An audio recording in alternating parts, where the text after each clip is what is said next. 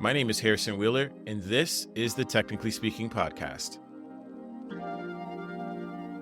I sit down with BIPOC designers, entrepreneurs, and technologists. We discuss careers, triumphs, their resilience, and the why behind their decisions. Before we get started with the show, I just wanted to plug our Patreon. If you like what you're listening to and you want to support the podcast, for as low as $3, you can contribute monthly to help support the production of the show. You can contribute today by heading over to patreon.com/technicallyspeakinghw. I'll also include the link in the show notes. Eso Tolson, a Memphis-based designer and brand strategist, joins the show to discuss his journey as an artist and the impact of his work.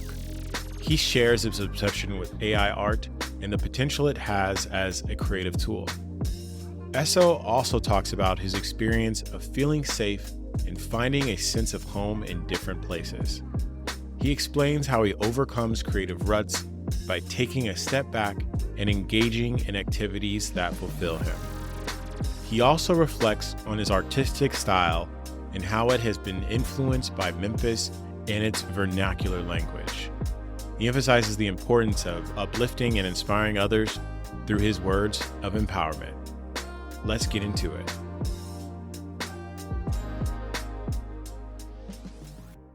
My guest today is Eso Tolson, a Memphis-based designer and brand strategist. Welcome to the show. How are you doing? Thanks for having me, man. Thank you. Yeah, look, I've been looking forward to this conversation for quite some time. For listeners, we like to plan ahead of our episodes, and you've been on the calendar, I think, probably for about 3 months. As we caught up earlier, I was like, it's just wild to see how much time has passed because we are finally here. Yeah, this year has been interesting. Time, what is that? So when it came together. Yeah. Look, Eso says he creates projects to uplift, inspire, and celebrate people. And for folks that may not necessarily be familiar with his name exactly, he's on Instagram as Cool Urban Hippie. And you've definitely probably shared one of his images on Twitter. You trend quite a bit. So I'm in the house right now with the internet celebrity. How's it feel? How's it feel? Does this change your life or is it just business as usual? So the whole internet, I've been getting that a lot lately, but it's interesting because the stuff that I'm doing now and the stuff that I'm known for now is stuff that I've been doing. I just think algorithm in my direction recently to share with a lot of people. I feel, I don't know, like I'm doing what I'm supposed to be doing. So that's all I got. Yeah, we'll get into some of that a little bit later. But before we do, I like to start out the show with some icebreakers for our guests. Okay. And the first one I'm going to give you is one that I give to everybody. And it is, what are you currently obsessed with? So many things, but I think it might be AI art. I think I'm obsessed with AI art now. And I think the conversation around it, because there's a big conversation around AI art and is it a bad thing or whatever. But I've talked to some people about it and it's interesting, but also images around it are interesting. So I think that's like my latest obsession. But what's your take? You're going real high level. What's your take on it so far? So I think much like any piece of technology that comes out, it's a tool, right? Yeah. Like I remember being in design school and one of my professors was talking about the application at the time that had these like beautifully designed templates and other things around it. And the question that he asked was, what's going to make you different from these things here? And I was taught to not be adverse to the new technology, but that it's only a tool. And the more I played around, because I played around with some of the platforms that do the AI, and you have to insert prompts into for it to come out the way it's supposed to be. So like in a sense, you're a creative director on it. And if you don't know the right prompts or have the right images or information to pull from, you can't really create a lot of those images. And so it's just a tool to speed up the process, depending on if you're doing like a project for animation thing and you're trying to give the a synopsis or at least an idea of what a character can be, building Yeah. characters. You can put some keywords together and say, hey, maybe something like this, and you get that. But it's really just a tool to speed up the process of whatever it is that you're trying to build. So yeah, I'm Yeah. for it. Yeah. I'm really excited about that. I think even some of the natural language processing and all those things really starting to converge right now. I know we've always talked about these things in the past. I think with any progression of tool or technology, there's the good and exciting parts about it, but then also there are the people that might use it for not Yeah. so things. Yes. I think that tends to get probably elevated a bit more and rightfully, but hopefully that's not hindrance or rejection. There's always, I don't know if you've heard of, you probably heard of this, how when you get through this level of uncanny valley, right? Like people just Hmm. start to reject some of these things. Just Yeah. because it's like whatever this new thing is automatically a threat. Just because. Yeah. Yeah. I think it's really fascinating that people are actually receptive of images of themselves. I think that's how far we've progressed. I saw a 3D version of myself. That was really creepy. It's interesting just how attractive people have been to this. So, yeah, I'm interested to see what happens over the next year in its current state, but it'll definitely evolve, right? We've Oh we've yeah. gone from even with the natural language, right? We've gone from short prompts to now I think I saw somebody where they were talking back and forth to the childhood version of themselves in artificial intelligence, which is wild. Wow. Yeah. Wow. Yeah, we could dive into this real deep because even in terms of voice, the app that I used to edit, I could actually use an AI generated version of my voice. And I have for listeners, I actually have used it a few times. And it'd be hilarious if you all could point out if you knew what did it. That's wild. Yeah. All right. The next question I have for you. What is something that has surprised you recently? Ooh, okay. I think so. I took a trip this summer and I went to Hawaii. Actually, my first time going to Hawaii. Which Great island? trip. I went to the Big Island, went to Kona, Nice. and it was one, it was great. Yeah. The thing was when I was there, it felt like I could live there. And that was interesting to me from a standpoint of I had never considered living anywhere other than where I was. And it Yeah. didn't until it made sense to leave where I was, it didn't make sense to go anywhere else. Not that I'm trying to live in Hawaii, but going there and having that experience, I feel like I can live anywhere. It was interesting in that moment. I felt like I saw myself there, but then I Yeah. was able to see myself in other places. And I'm like, oh, I don't Mm, have to be like stationary to one place just because of time or people or whatever. And it was interesting because also my lease was up like a few months after that. And so I already had to consider moving mm, to a different space and what that actually looked like for me. And so the anxiety that I had around moving or trying to find a new place went away on that trip because I felt mm. like I could make anywhere my home. Yeah. So that was something that was like this mind blown, like, whoa, like I didn't know I had that capacity. That was something that really stuck out this year. Yeah. Is this a realization? Were you like working or was it just something you were just like in your own thoughts and you were like, whoa? I eh, think, yeah, it was like, I don't know. I think it was one of the things that I do is I go back and forth with my set comfort levels with things or like places I feel safe. And so I was like mm, critiquing or like analyzing places where I felt safe. Right. And so sure. whether that was with like a group of people or that was a very specific like place, and then like me looking at the factors that played a part in me Mm, feeling safe or not. And yeah. so I think I was in a place of like heavily critiquing those things. And when I realized that I had the power to create a situation that felt safe for me anywhere, I was Yeah. like, oh, I can go. And so then it's okay, I can live anywhere because I know how to create a place that feels Mm, like a home and that feels safe for me. So I think I was just in a very highly critiquing sure. of my or places I am and that my safety or comfort Yeah. level in those spaces. So yeah. If you don't mind, what are the things that create like safety and comfort for you? Ooh, ooh. So I think for me, I've always been an interesting fellow, I'll say.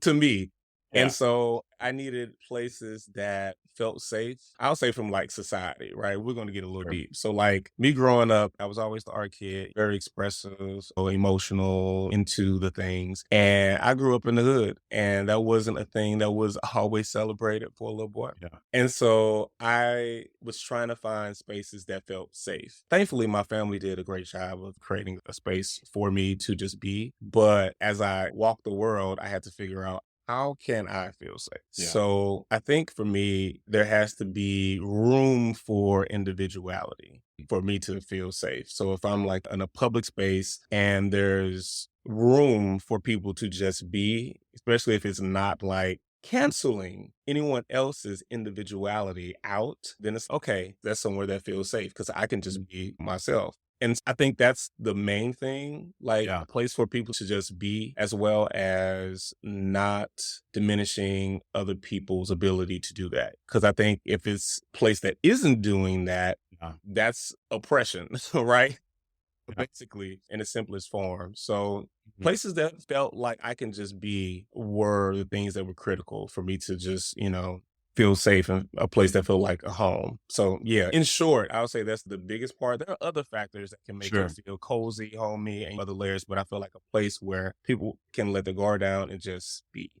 So Yeah. Thank you for sharing. I appreciate that. All right. The last question I have for you. This one hopefully should be easy, right? What is your okay. go-to if you're ever in a creative rut? I know you've got a lot going on. I know you're not always on, which you can always see with social media. So how do you recognize when you're going down that path? When I'm in a creative rut, I feel like I think I get into a place where everything feels routine and nothing feels new or fresh. And so I try to break out of that when I feel like everything's just monotonous, just okay, this is just the same rigmarole. And let's say a project comes up and I have to do something that actually feels new or fresh or different in some capacity. When I feel like I'm in a rut, sometimes I would just have to take a step back from the project or things that are work related, and then do things that serve me, that fulfill me, or just taking a walk, things that Right. have nothing to do with the actual thing I'm supposed to be Yeah. working on. Because a lot of times that kind of attention can hinder the process.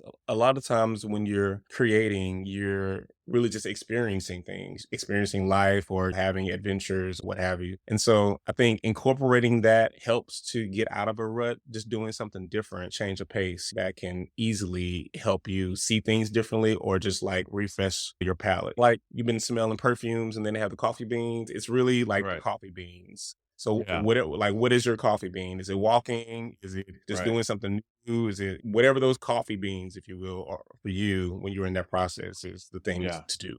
Yeah. I love it. Like when you describe that, when you talk about even the creative process, it's not like executing all the time. Yeah, It's understanding like your environment, processing. And I think you have even like a TED talk on like just like chill and not even doing I do. anything.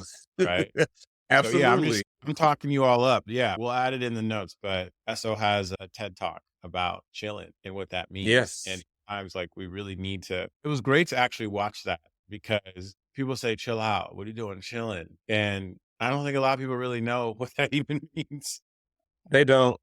They don't. I Yeah. can talk all day about it, but no, they don't. They don't know. But it's so Yeah. important. It's so Yeah. important. Hey, look, so we're going to wrap up with the icebreakers. We were talking like pre-show. We actually have some commonalities. You were born in East St. Louis, so I have a lot of family Yeah, there, but you're currently in Memphis. Maybe tell folks about like your journey. You're in the Midwest, southern part of the United States. So we'd just mhm. love to know how you've gotten into what you do today. Yeah, so, yeah, I'm originally from East St. Louis, born and raised. I went to university, went to Southern Illinois for a year. Mm. But then I got kicked out. Quick story around that is I enjoyed the college experience, and I was actually there on a track scholarship. Fun fact. What was your event? Did you have a special? I did hurdles. Oh, what? You I did the did 400 400 hurdles. hurdles? Yeah, I did 400 I was, hurdles. that was me. What? Yeah. Yeah. What? Yeah. I know. Oh, yeah, Did you I ever did. run like summer track? I did. Really? I did. So Yeah, I the wonder if we AAU. competed against each other. We. That's wild. Yeah. What if we did? I think we might have, which is wait, when did you graduate high school? So I graduated '03, actually. I would have definitely been doing club. I don't think I would have been as competitive back then, Uh, but yeah, I definitely did the wow. crazy small world. Okay, we got off track, but yeah, Okay, all right, track okay. fellowship. But track and field, that's what got me into college. But I enjoyed the college experience. They were like, these grades ain't doing it for us. So after that first year, I went to community college in Yeah, St. Louis and went to Florissant Valley Community College, their campus. And it was wild because when I went there and I was going for art, their mm, art program, I found out, was the first nationally accredited program for a junior college. And okay, so, like, I lucked up on that yeah, one. The program was strong and it was set up to where after you left, you can go straight into the industry, whatever that was. If you were a designer, if you were an illustrator, if you were a photographer, what have you, like they prepared yeah, you for that. And so I was wrapping up there and I had a rep from Memphis College of Art to come through for continuing education, my bachelor's. And so I said, yeah. And I went to Memphis College of Art. I got here in Memphis in 2008. yeah, And I thought I was only going to do 2 years just to finish up my bachelor's. But when I got here, I was immersed into the culture, people, the food. yeah. And I found a home, a group of artists who were ambitious, creative, and just really dope. And that's the thing that kept me here. But yeah, all the things that led to me doing the things that I'm doing now were sparked from me being here in Memphis and the Mm, people that I met and the things that I experienced. yeah. Yeah. So 2 questions for you. Was you mentioned going to school for track and then, the grades thing. What like, was art something that you were always into, or is that something that you developed once you got and started going down, like, the continued education? No, I was always Mm, an artist and I was always going to be an artist. yeah, I just didn't know what that looked like. There sure. weren't really many avenues that were one pushing art, but let alone like Mm, making it this career. Like the idea of being an artist is you're always going to be struggling. There's really no money in it. It's unsustainable, all the things around it. And so I was trying to figure out what that looked like because I knew that I was going to be an artist, but I need to make sense. In high school, you do those aptitude tests, and it's okay, you're going to be a lawyer, or you'll be great if you'll be a doctor and all that. There was never one in the book for artists. And so they had this thing called graphic designer, and it had salary next to it. And I was like, that looks safe. Let's go with that. yeah, And so I went with that and I still didn't know what that looked like for me to go to college. I didn't sure. have a portfolio or anything like that, but I was running track and field in high school. And so I did well enough that it earned me a scholarship. So don't do a sport like that and then think that you're going to be this full-time artist. Like one, it doesn't work. Yeah. I thought, So oh, yeah, I could just go and be like all these mm, other kids who are doing like business administration or doing all yeah, that and think that it's the same. It's not the same time. no, Requirements of like studio time, of yes, time on your own to build whatever skill set you got up to do concept work, to do yeah, all like it's time intensive. yeah, And yeah, that didn't work with track and field. yeah. And then I was also trying to have fun. And it was a It's tough. recipe for Yeah. disaster. Yeah, that Um, yeah. So I was a college athlete for a couple of oh, years. yeah. I was in studio art and I took ceramics No. and film photography in the dark room Your freshman year? my freshman year. Well, that goes to show that goes to show I actually want to ask you this question. Like you mentioned like a really important part, because the decisions we make today are definitely guided from experiences we had when we were younger. Absolutely, yeah. I'm just gonna go back because you reflected on like being in a space of being where you could reflect your individuality. So Yeah. like, how do you stay the course living in a place where there's really probably no one else that did art or even thought about it or was even rejected as an idea? And then you get to a place where pretty much the whole culture doesn't even support what you're trying to do. Like, how do you remain? Because you jumped around a lot. That's exhausting. It Did. sounds like, Yeah, that's a great question. I think I felt strongly about my abilities as an artist, yeah. and there were enough moments of praise I think that I got around it that led me to believe that, oh, I can do this. I think along with the support, like I say, with immediate family, like my mom, my dad was supportive as well. And so it was mostly my mom. Like she really encouraged that. And so I think that and my own belief in myself was enough. And then it was like a checkpoint. I would get to a checkpoint. You playing like video games or something, you get to a Yeah. checkpoint and it's like, okay, I'm here now. So I can't go any. So I felt like with each either project or milestone or whatever, it was like a checkpoint. It was like, okay, all right, so I made it here. It was enough to sustain me Yeah. until I got to the next level. I don't know how I'm like thinking back on it. I Yeah. just knew that this is something that I wanted to do. Yeah. And there was really no plan B. I wanted to be an artist Yeah. and by any means necessary. So I just had that at the forefront of my mind. And Yeah. luckily I was able to make that happen. Yeah. So the definition of artist is very broad. Obviously, Indeed. right now you're focusing on a lot of the letter type and you have your own Mhm. unique style. So maybe take us like how you move in this direction and how did you develop your style? Because your style is, I feel like it is authentically you. And It so is. how did you get to this point? Yeah. How did you get to this point? I say I got into lettering because I needed an outlet from Yeah, design. sure. The You know, production part of design. yes, Yeah. absolutely. Design is a creative job, but it's not for me. When you're doing design, it's for the Mm, client, with their needs in mind, making sure right. that everything that they need is together, dotting the I's and crossing the T's. It's so much attention on them. It's customer service. Mm, It's a service job. But I needed something that was for me. yeah. And there wasn't much space for that at the time, especially I was a freelance Sure. designer. It wasn't until I was an in-house designer at a local nonprofit that I could actually start thinking about things that could be like passion projects. Everything that I didn't have to like turn a dollar. Like I had space to think of things that were just fun and things that enjoyed. Right. So I remember with my first check from the nonprofit, I went straight to the art store and got some micron pens, got some Sharpies, got a brand new sketchbook, and I just started doing stuff for me. And a lot of my Yeah. design was type heavy, a lot of Sure. posters, flyers. I love type. And so Yeah. naturally I was like, oh, let's draw some letters and see what happens. And I didn't have a style. I was just Sure. like doing stuff that just felt good. And I would go out with friends or I would be drinking wine or something. And I would like drinking wine with friends.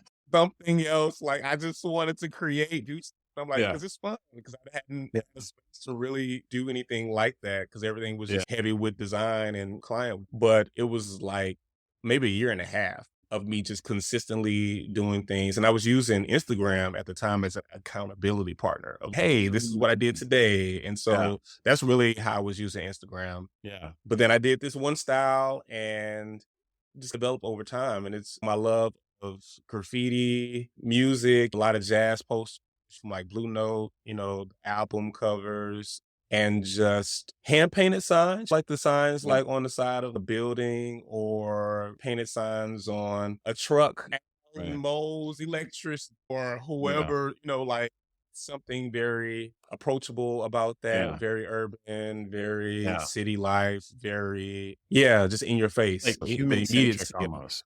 Yeah. Yeah, absolutely. Love that look and look that feel. Yeah. Yeah. So is that primarily like how you earn your money or is this the brand thing? Is that sort of maybe take us into how you moved in that direction too? Let me tell you, my favorite thing to say is I don't know what I'm doing. But Okay. now I feel like at every stage or area it's different. My income ends up being different. At one point, it was being production artist for the design I was doing. Then it was consulting. A friend of mine at the time, we Mm, created this like consultancy design agency type thing. And we were doing design work, but then we were just doing a lot of consulting at the mm, time. So I was getting paid from just consulting. Transition from that and like lettering has been a big part of my income now. But it took all the things that I've done over the years to be able to like even figure out on a small scale how to navigate business from that perspective. But right now, yes, my income comes from lettering projects. Yeah. It's I, wild. I didn't know that's what was going to happen. That's yeah, where I'm at right now. That might yeah, change like next year, but for this current moment, sure. that's what's sustained. Sure. I think like, just like we were talking about tools and AI and how that all evolves, the way that we do business and how we put ourselves in the world is always up for change. I think we just need to be receptive to it and adjust, which I think is representative of just your journey so far, right? Yes, absolutely. I think one of the things that, I can even really appreciate just from looking at your work is that like even it feels like Memphis has embraced you and your style and It really maybe has. take us yeah, maybe take us through like your experience with that. So Memphis has definitely embraced this style and influenced it all at the same time. I worked on this again passion project because I had time for that at the time to really encapsulate these phrases I would hear around the city. Right. Mm, So Memphis is it's the South. It's the Mid yeah, South, like Midwest, Mid South. It's the Mid yeah, South. And it was familiar enough of a place that it felt like home, but like yeah, home away from home. And so when I got settled here, I was like just in awe of all the newness that was around me. And one of the things that really caught my attention was the language of the people, just everyday vernacular. yeah. And I would just hear things that would just be so brash or just so colorful in so many ways. And I'm like, wow, okay, what's this? And so I remember, okay, I want to celebrate this. Like, I Yeah. love this language. How can I celebrate this? And so I did a body of work that celebrated like the vernacular of Memphis, the Mhm. Memphians. It's a chocolate city. And Yeah. so, like, how can these phrases that are everyday and common to the folk here be elevated and celebrated? And highlight the fact that just because you slur some words or you talk with this twang, that it doesn't represent intelligence and it doesn't diminish any of these other things. Because you got judges and lawyers up Right. here. What up, man? And just like this very powerful, unique language. Yeah. I did this project called Spectacular Vernacular and was to celebrate the language of the everyday people here in Memphis. And I was actually very nervous about it because what I didn't want to do was come off as if I was making fun of the Sure. language or if I was coming from, especially being an outsider looking in, if the way that I was portraying the language through these words was going to be offensive or whatever. So making this fine line of creating the style that was unique to me, but also using it to highlight this other group or these people Yeah. was my first attempt of doing it outside of my sketchbook and to Yeah. represent something. And so I was so nervous. I did it, but it was well received. Yeah. And again, another checkpoint. I'm like, oh, okay, I think I can do more of these. And yeah, the style that I have now was definitely influenced Sure. by Memphis in a lot of different ways. And after it was celebrated, they were like, yeah, more of this. Yeah.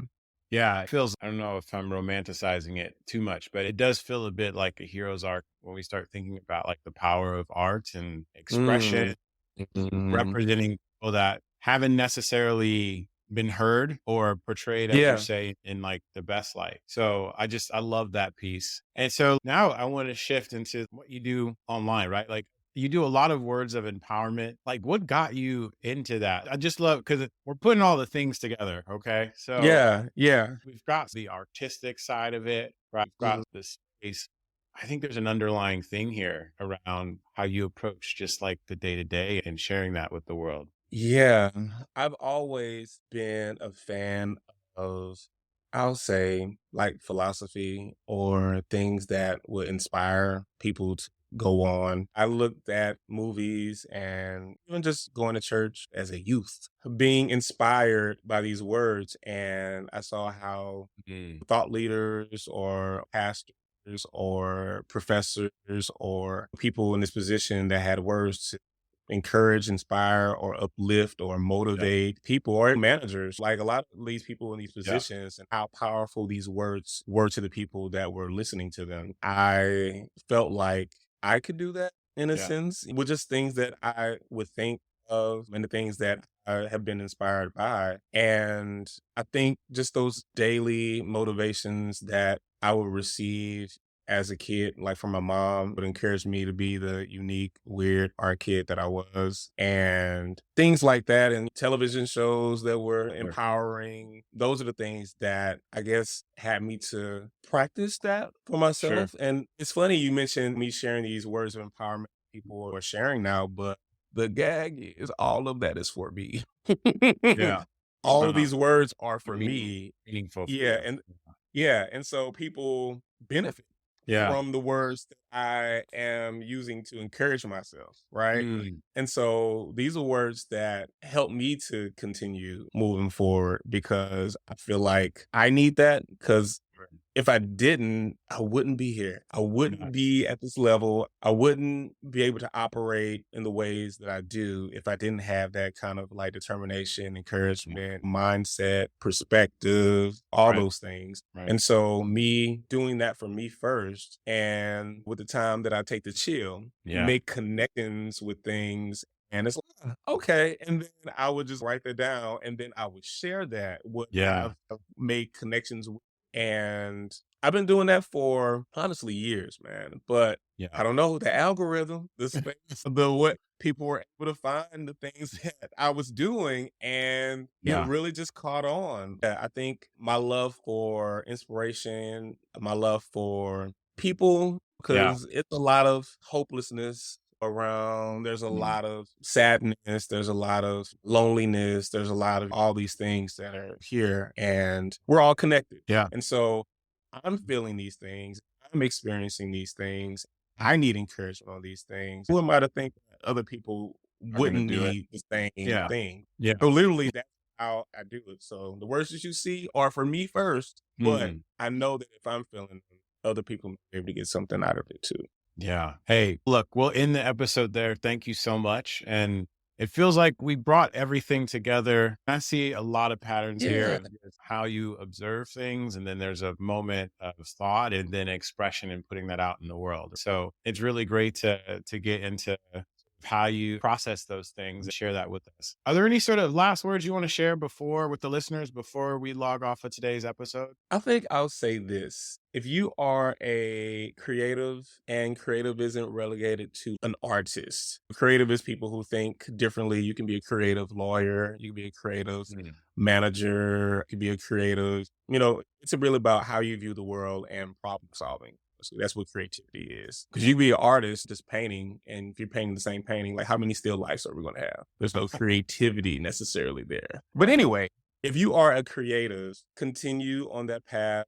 You are making differences in the world that you will probably never see. Hopefully you do, but don't stop if it's something that you feel strongly about. And quite honestly, if you are an artist and you become an artist and you're actually out here doing art, like that's successful because there's a whole lot of people that were able to even be an artist. So if you're here, you're doing this work, continue doing that, and yeah, make it happen. Yeah. How can folks find you on the internet? How can they learn more about you? Yes, so they can follow me everywhere at Cool Urban Hippie, HPIE, not the Y. And you can also follow me, or not follow me, you can visit my website at esotolson.com. That's ESOTOLSON.com.